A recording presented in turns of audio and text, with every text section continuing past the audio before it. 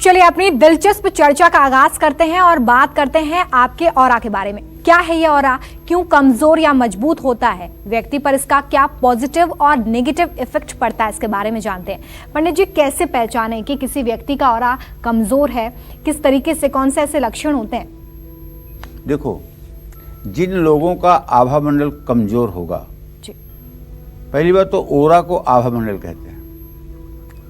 जिन लोगों का आभा मंडल कमजोर होगा वो भीड़ से भीड़ हो उनको कोई फर्क नहीं पड़ेगा, वो भीड़ में रह लेंगे। लेकिन जिनका आभा मंडल मजबूत है वो कभी ज़्यादा भीड़ बर्दाश्त नहीं कर सकते। हर व्यक्ति का अपना एक आभा मंडल या ऑरा होता है। एक साधारण इंसान का ऑरा आभा मंडल 2 से 3 इंच तक होता है और मृत व्यक्ति का आभा मंडल 0 होता है। आपका आभा मंडल जितना मजबूत होता है उतना ही लोग आपकी ओर आकर्षित होते हैं। आभा मंडल यानी ऑरा, एक तरह से ये भी कह सकते हैं तेज पुंज भी कह सकते हैं। अगर आभा मंडल की कमी है तो व्यक्ति का मनोबल गिरा रहेगा। अगर आभा मंडल बढ़ा हुआ है तो ऐसा व्यक्ति सकारात्मक सोच से परिपूर्ण रहेगा,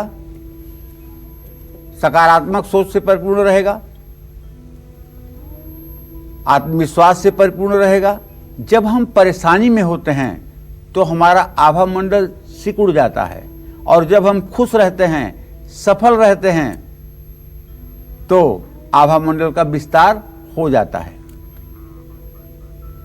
आभा मंडल के कमजोर होते ही व्यक्ति में सोचने समझने की शक्ति क्षीण हो जाती है।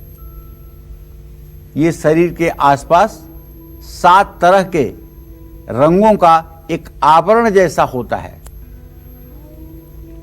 जो परिस्थिति के अनुसार बदलता रहता है।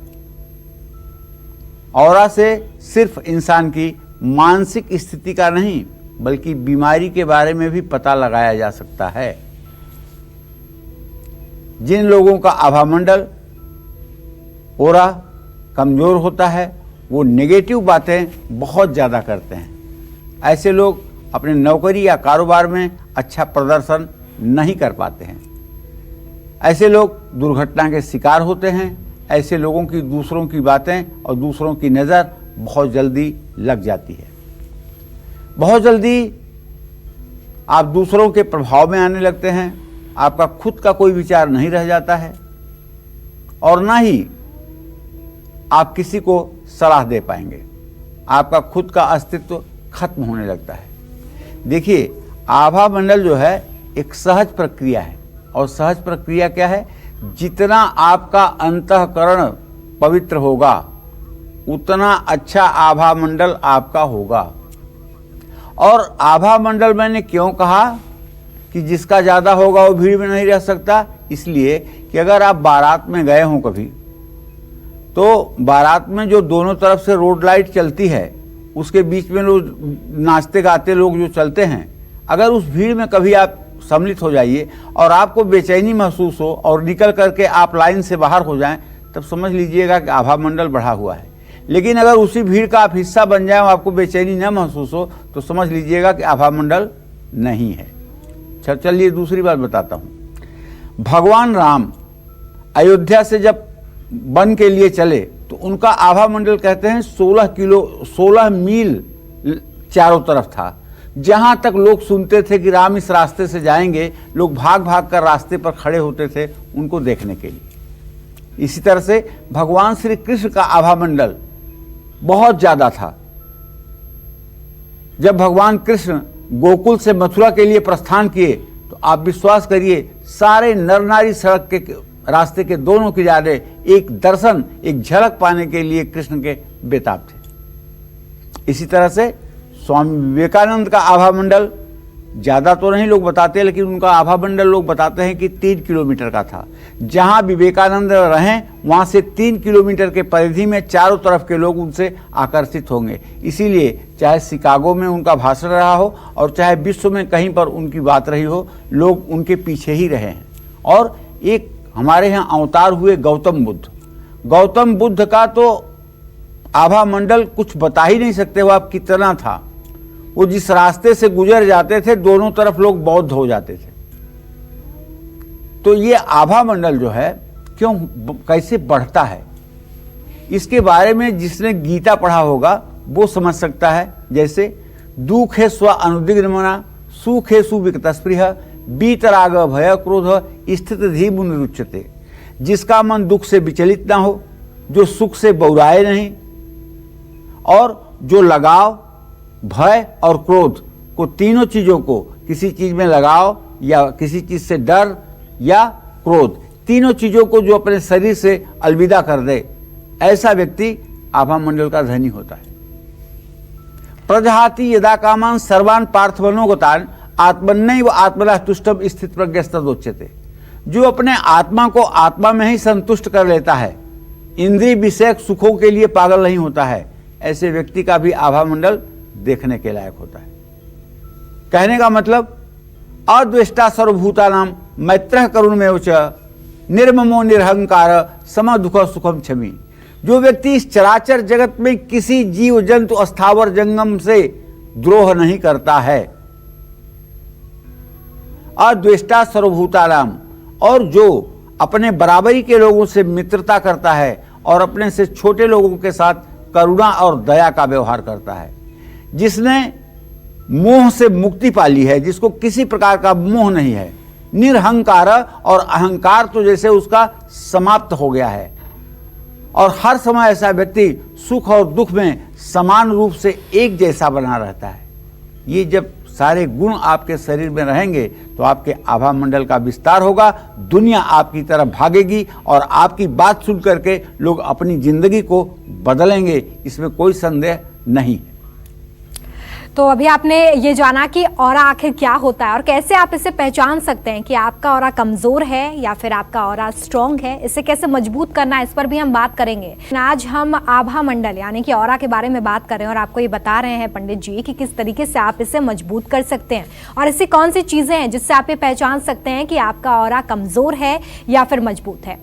साथ ही गौर करने वाली बात यह भी है कि आपके आसपास की चीजें, आपका खान पान, आपका व्यवहार और आपके डेली रूटीन की चीजें भी आपको ये बताती हैं कि आपका ऑरा कमजोर है या फिर मजबूत है, या फिर हो सकता है कि अनजाने में आपको ना पता हो कि आपकी कौन सी आदत, कौन सा खान पान आपके ऑरे को कमजोर कर रहा है। तो चलिए इसी के बारे में जानते हैं। पंडित जी, कैसे पता चलता है कैसा खान पान हो या कौन सी डेली रूटीन में आदत हो जिससे पता चलता है कि ऑरा कमजोर है या फिर मजबूत है? देखो, ऐसा है रोमिता, ऑरा किसी एक कारण विशेष से न तो बढ़ता है न तो घटता है। इसके लिए बहुत सी चीज़ें होती हैं, जैसे सुंदर परिवेश, मतलब अच्छा पहनावा, सुंदर परिवेश के साथ सुंदर भोजन, बिल्कुल दिमाग में तनाव का न होना, कोई खुशी की बात सुन करके हर्षित होना, अंतःकरण में बिल्कुल शुद्धि, निगेटिव बात बिल्कुल बोलना ही नहीं, एकदम नकारात्मक बात बोलना ही नहीं, और किसी की निंदा तो भूल करके भी नहीं करना। ये सब जब कर्म व्यक्ति करता है तो उसकी पॉजिटिविटी उसके आभा मंडल का विस्तार करती है। आप सोच रहे होंगे कि आभा मंडल कह रहे हैं, क्या है आभा मंडल? मैं आज आपको वो बताऊंगा कि आप नाप सकते हैं किसी का आभा मंडल की है भी कि नहीं है। एक ऐसा आपको तरीका बताऊंगा जिससे पूरी गारंटी के साथ आप सही आभा मंडल नाप सकते हैं। जानते हैं, अगर किसी को एकाएक पता चल जाए कि आपने तो यूपी में टॉप कर दिया है पढ़ाई में, उसका आभा मंडल उस समय 6 इंच अपने आप बढ़ जाता है। और किसी को पता लग जाए कि आपकी नौकरी तो चली गई 10 मिनट पहले, तो उसका आभा मंडल तुरंत एकदम 0 पर आ जाता है, क्योंकि ये मन के वृत्ति से इसका संबंध है। और मन की वृत्ति आप तो जानते हैं, मनुष्य का मन ही जो है मित्र है और मन ही शत्रु है। तो आलोचना करने से आभा मंडल कमजोर होता है। ज़्यादा mobile, fridge, AC, TV, computer, laptop का ज़्यादा इस्तेमाल करने से भी हमारा आभा मंडल कमजोर होता है। जो लोग बहुत ज़्यादा गुस्सा करते हैं, चिल्लाते हैं, उनका भी आभा मंडल कमजोर होता है। जो साफ हवा में नहीं रहते हैं, जिनके घर में खिड़कियां नहीं हैं, जिनके आसपास किसी भी तरह का प्रदूषण है, जिनका घर कब्रिस्तान या हॉस्पिटल के पास है, उनका भी आभामंडल कमजोर होता है। जो लोग तनाव में रहते हैं, जरूरत से ज़्यादा चिंता करते हैं, जो लोग बासी और ठंडा भोजन करते हैं, जो घर का बना हुआ खाना कम और फास्ट फूड, जंक फूड ज़्यादा खाते हैं, उनका आभामंडल बहुत कमज़ोर होता है। जो लोग किसी प्रकार का एडिक्शन करते हैं, किसी प्रकार का नशा करते हैं, उनका भी आभामंडल 0। जो लोग गलत संगत में होते हैं, जो दिन भर कोई भी शारीरिक गतिविधि नहीं करते हैं, उनका भी आभामंडल कमज़ोर होता है। हृदय के कपटी अर्थात जिनका अंतःकरण शुद्ध नहीं है, ऐसे लोग कभी भी अपने आभामंडल का विस्तार नहीं कर सकते हैं। जो लोग 24 घंटे लगातार काम करते हैं और दिनचर्या का पालन नहीं करते हैं, उनका भी आभामंडल धीरे धीरे कमज़ोर होने लगता है। जो लोग अच्छी नींद नहीं ले पाते हैं, उनका भी आभामंडल कमज़ोर होता है। सोना आभामंडल के लिए बहुत ज़रूरी है। अगर आप 6 घंटे सोते हैं तो आपका आभामंडल अच्छा रहेगा, और अगर अनिद्रा की बीमारी है तो आभामंडल वैसे भी गायब हो जाएगा। और अगर घर में गंदगी है, घर में साफ सफाई नहीं है, घर की चीज़ें व्यवस्थित नहीं हैं, तो भी आभामंडल इससे कमज़ोर होता है। चलिए, तो कौन कौन सी ऐसी बातें हैं जिससे आपका आभामंडल कमजोर हो रहा है? कैसा खान पान, कैसी आदत जिससे आपका ऑरा कमजोर होता चला जा रहा है, जिससे बदलने की जरूरत है? इसके बारे में पंडित जी आपको बता रहे थे। अब नमस्कार, मैं हूं मानक गुप्ता। अगर आपको हमारा ये वीडियो पसंद आया हो तो इसे लाइक और शेयर जरूर करें, और हाँ, हमें सब्सक्राइब और फॉलो करना ना भूलें, ताकि आप देश और दुनिया की कोई खबर मिस ना करें। तो जुड़े रहिए हमारे साथ और देखते रहिए News 24।